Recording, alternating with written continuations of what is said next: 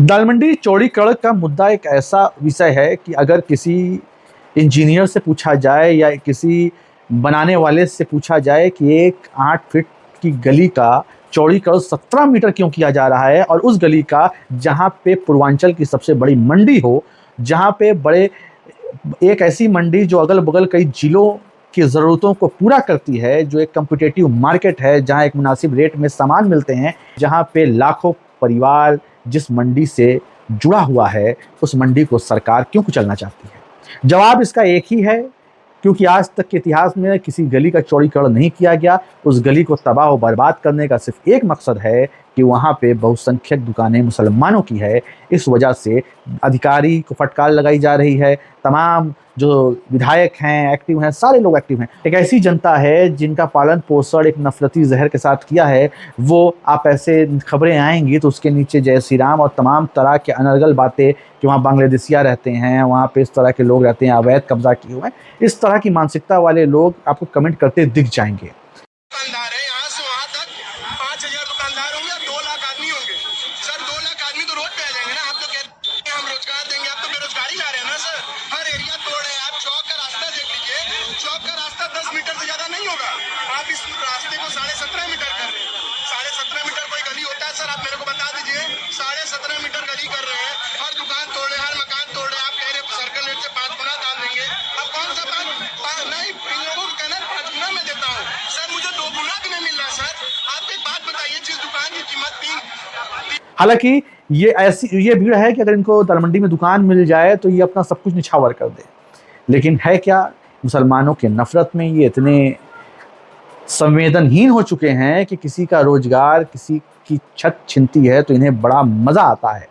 लेकिन अभी मेरठ में हमने देखा है कि जब 22 दुकानों को तोड़ा गया तो वहाँ के भाजपा के व्यापार के अध्यक्ष फूट फूट कर कैमरे के सामने रोने लगे, क्योंकि वहाँ 22 दुकानें हिंदुओं की थी।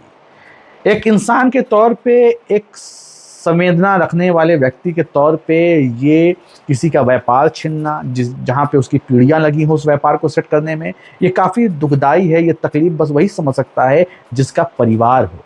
लेकिन हम संवेदना व्यक्त कर सकते हैं क्योंकि आज उसका परिवार बिखराव होगा उस व्यापार के ख़त्म होने पर। लेकिन जो पिशाच हो चुकी है, जो नफरती मानसिकता है, इससे कोई लेना देना नहीं। आपके कब्र पर एक इमारत खड़ी कर दिया जाए या सड़क बना दी जाए तो इन्हें बड़ा मज़ा आता है।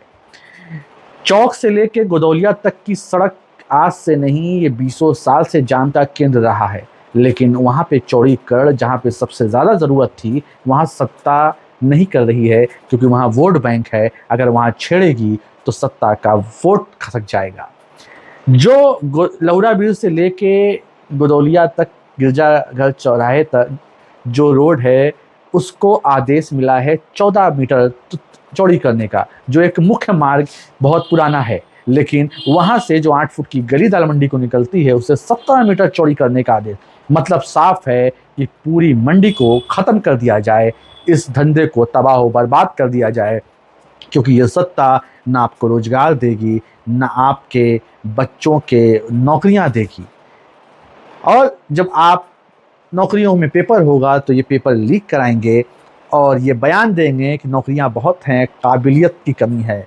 मैं ये कहना चाहता हूँ, रोजगार लोग जो कर रहे हैं उनमें नाकाबिल नेताओं की कमी है कि जो जमे जमाए किसी के व्यापार को, किसी के धंधे को चौपट कर रहे हैं। एक दुकान पे सिर्फ एक दुकान को तोड़ने में, एक मकान को तोड़ने में एक व्यक्ति का नुकसान नहीं होता।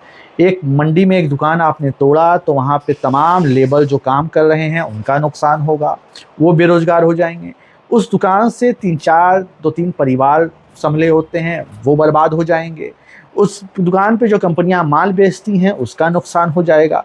जो पार्सल ले आते हैं, जो लेबर तबका है, उसको काम मिलना बंद हो जाएगा। तो इस तरह की ध्वस्तीकरण से सिर्फ और सिर्फ इंसान का नुकसान है, मानव का नुकसान है।